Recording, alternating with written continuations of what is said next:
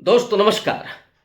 मध्यकालीन समाज की एक सच्चाई है कि जब राजा अपने ही रंग में मस्त हो, रंगरलियां मनाता हो, उस समय उसकी प्रजा त्राहिमाम करती है। पूरा इतिहास इस बात का गवाह है।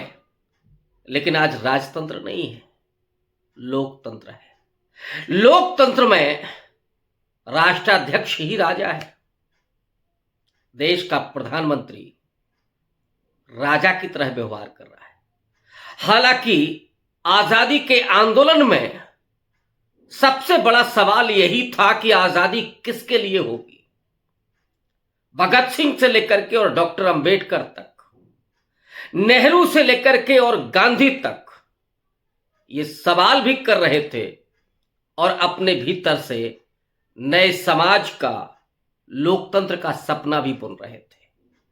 भगत सिंह पूछ रहे थे कि जब गोरे अंग्रेज चले जाएंगे तो ये जो काले अंग्रेज राज करेंगे तो क्या कोई बदलाव होगा।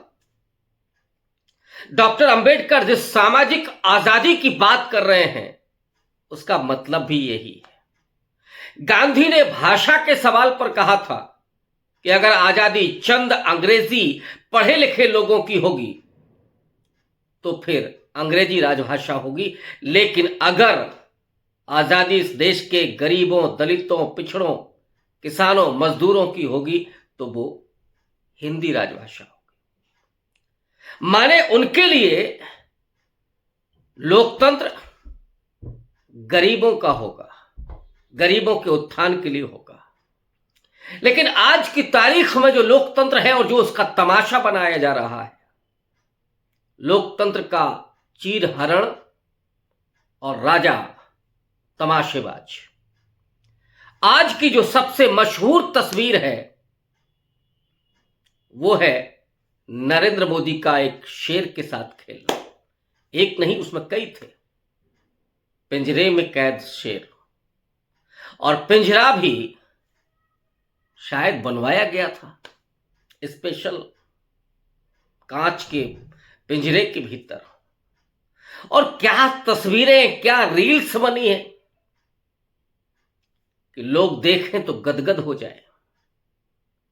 वो 2014 के 3D इमेज से लेकर के और यहां तक जो मामला पहुंचा है कि जब देश के लोग 100 करोड़ लोग कमाई नहीं कर पा रहे, उनके पास पैसा नहीं है, 82 करोड़ लोग 5 किलो राशन की लाइन में लग करके अपने केवल उदर की पूर्ति कर रहे हैं, स्कूल कॉलेज बंद हो रहे हैं, प्राइवेट अस्पताल खुले हुए हैं, लेकिन गरीब सरकारी अस्पतालों के बाहर मर रहे हैं,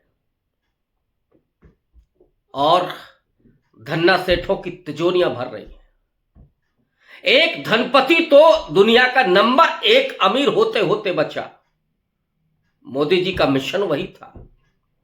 वादा तो किया था कि भारत को तीसरी इकोनॉमी बनाएंगे, लेकिन अब असली मकसद था अडानी को दुनिया का नंबर 1 खरबपति बनाना।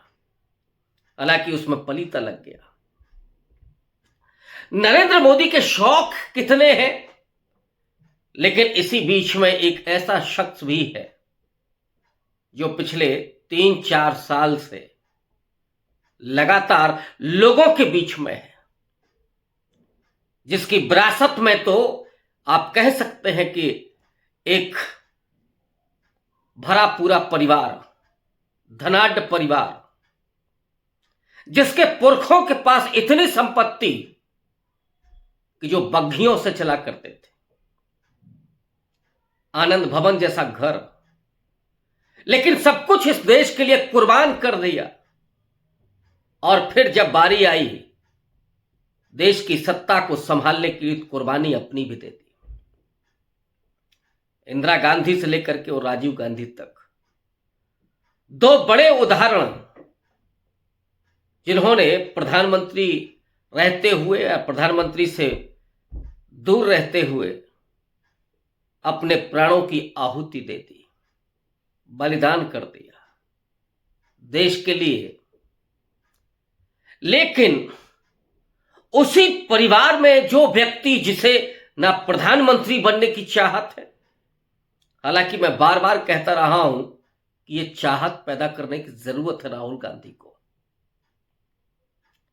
जिसे ना आनंद करने का, ना अटखेलियों करने का, और ना ही इस तरह से शेरों के साथ खेलने का शौक है।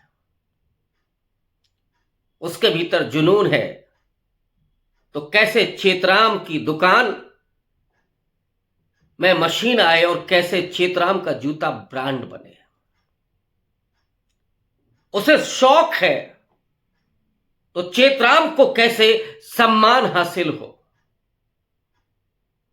उसकी जिंदगी का मिशन है कि इस देश के कुलियों को उनका अधिकार मिले, नौजवानों को रोजगार मिले, दलितों पिछड़ों को सामाजिक न्याय मिले, स्त्रियों को सम्मान मिले, हिस्सेदारी मिले, भागीदारी मिले, और इस देश के अल्पसंख्यकों को सुरक्षा, सम्मान और सहभागिता ये हासिल हो। ये जुनून राहुल गांधी को। तो वो राहुल गांधी ना शेर के शावकों को पालता है, ना कांच के भीतर टहलते गुर्राते शेरों के साथ खेलता है, और ना ही उसके बचपन की कोई कहानी है कि वो मगरमच्छ के बच्चे को लेकर के घर आया। न कोई उसकी ये कहानी है कि उसने 30 साल तक भीख मांग करके खाई। न कोई उसकी ये कहानी है कि एक विश्वविद्यालय जिसमें डिग्री पाई वो डिग्री देने से मना कर रहा हो। उसकी जिंदगी एक साफ सुथरा आईना, स्ट्रगल जरूर लेकिन सोच दूर की। उसकी सोच में इस देश का किसान, मजदूर, दलित, पिछड़ा, आदिवासी, इस देश का मालिक जिसको कहते हैं राहुल गांधी, वो आदिवासी, दलित, जिन्होंने पीढ़ियों दर पीढ़ियां अपनी जिंदगी इस देश की मिट्टी को दे दी, जिन्होंने खेतों को उपजाऊ बनाया, जिन्होंने अपने शिल्प के जरिए इस देश को समुन्नत किया, वो कारीगर आज के इंजीनियर ही हैं। चाहे वो बढ़ई हो या लोहे को गलाने वाला वो लोहार, या सोने को पिघला करके आभूषण बनाने वाला वो सुनार,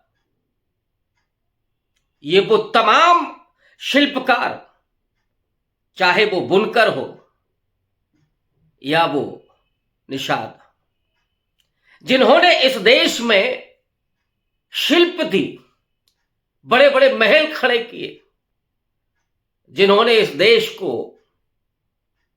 समुन्नत बनाया, खेतों में हल चलाया, जिन्होंने अपने खून पसीने से इस देश को समृद्ध बनाया, जिन्हें उस पूरी सामंती व्यवस्था ने, राजतंत्र ने हाशिए पर धकेल दिया, उस मनुवादी तंत्र ने जिन्हें दलितों को अछूत बनाया, पिछड़ों से वो शूद्र होने का उनको कर्तव्य दिया, जनेऊ छीना, और महिलाओं को तो दहलीज के भीतर धकेल दिया। ये पूरा तंत्र जो बना था, जिसने सपने देखे आजादी की लड़ाई में, जो उस महल के कंगूरे नहीं बने, नींव की ईंट मिट्टी में दफन हो गए, नींव की ईंट बन गए, जिन्होंने चौरी चौरा में भी अपनी आहुति दी, तो चंपारण के सत्याग्रह में भी, गांधी के पहुंचने के पहले, जिन्होंने खेड़ा के आंदोलन में भी अपने आप को लहूलुहान किया, जो लगातार गांधी के सिद्धांतों पर चलते हुए, अंबेडकर के उसूलों पर चलते हुए, नेहरू के सपनों को देखते हुए, जो लगातार अंग्रेजों के सामने लड़ते रहे, जिन्हें इतिहास में जगह नहीं मिली, आजादी के बाद स्वाधीनता संग्राम सेनानियों की लिस्ट में भी जिनके नाम नहीं आए, लेकिन उनके सपने जिंदा रहे और अपनी मेहनत से, अपने उसे खून पसीने से उन्होंने देश को फिर से संवारा और उम्मीद उनको दिखी उस भारत के संविधान में। उन्हें अपने सपनों को सच होते हुए देखा डॉक्टर अंबेडकर के रास्ते में, गांधी के उसूलों में, नेहरू के लोकतंत्र में, और एक सफर तय किया। लेकिन 2014 तक आते आते उस सफर पर जो ग्रहण लगा, वो सत्ता आई जो हमेशा से मनुस्मृति का विधान लागू करना चाहती थी। वो आइडियोलॉजी के लोग वहां पहुंचे जो आजादी के उलट अंग्रेजी राज के पक्षधर थे, जो सामंती व्यवस्था और मनुवादी व्यवस्था के पोषक हैं। उन्होंने अपने हाथ में उस लोकतंत्र की पूरी ताकत को उसी लोकतांत्रिक प्रक्रिया में हासिल किया और धीरे धीरे एक एक करके उन तमाम संस्थाओं को जमींदोज कर दिया। और यही वजह है कि आज चुनाव आयोग पर जो सवाल खड़े हैं, सुप्रीम कोर्ट की भाषा क्या है, जरा आज का ही फैसला देख लीजिए। साहब, मियां तियां कहना और पाकिस्तानी कहना कोई गाली नहीं, कोई अपराध नहीं। वो तमाम संवैधानिक संस्थाएं जिनका गला घोंट दिया गया, और तमाशा वो देख रहा था प्रधानमंत्री। शौक उसके अलग है, क्योंकि प्रधानमंत्री को तो सिर्फ कंधे पर बैठे हुए वो अंबानी और अडानी दिखते हैं। एक कंधे पर वो पूंजीपति और दूसरे कंधे पर वो धर्म सत्ता के लोग। तो ये जो पूरा जाल है, एक तरफ तो राजनीति है, राज सत्ता, दूसरी तरफ धर्म सत्ता, तीसरी तरफ पूंजी की सत्ता, और इसके बीच में पिसता हुआ वो किसान, वो मजदूर, वो दलित जिसके सपने बड़े, जिसे हजारों साल के बाद इंसान होने का अधिकार मिला, वो महिलाएं जो अपने अस्तित्व, जो अपने वजूद, अपने व्यक्तित्व के लिए लड़ने के लिए तैयार हुई, जो मुकाम हासिल करने के लिए तैयार हुई, वो पिछड़े, जिन्होंने शूद्र होने का दंश झेला, जिन्होंने सिर्फ सेवा की, आज वो अपने अधिकारों को लेकर के सक्षम हुए। लेकिन जो सत्ताधारी दल है, जो हिंदुत्व है, वो उस पूरी व्यवस्था में पलीता लगाना चाहता है। लेकिन आज एक विश्वास के रूप में, एक उम्मीद के रूप में एक ऐसा शख्स खड़ा है जिसकी प्राथमिकता में कुली होते हैं, किसान होते हैं, मजदूर होते हैं, दलित होते हैं, आदिवासी होते हैं, मुस्लिम और ईसाई होते हैं, गरीब होते हैं।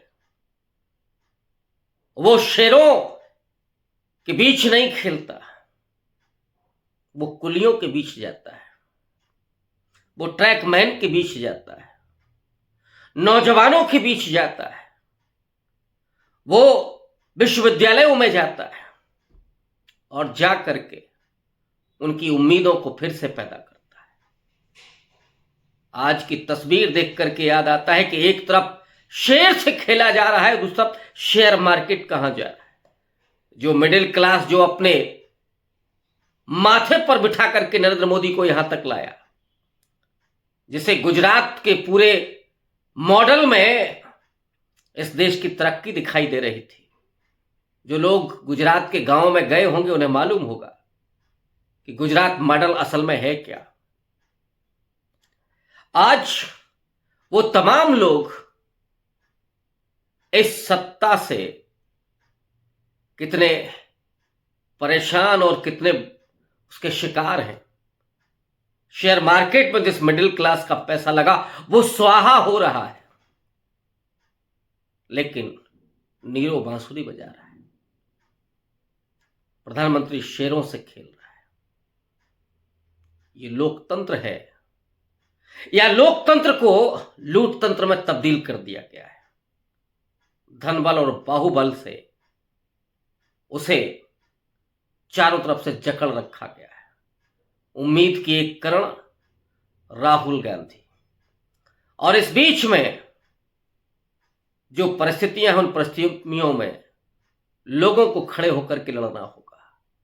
राजनीतिक पार्टियों को भी उनको नेतृत्व करना होगा, तभी इस राजतंत्र और इस खेल से निजात मिलेगी। शुक्रिया।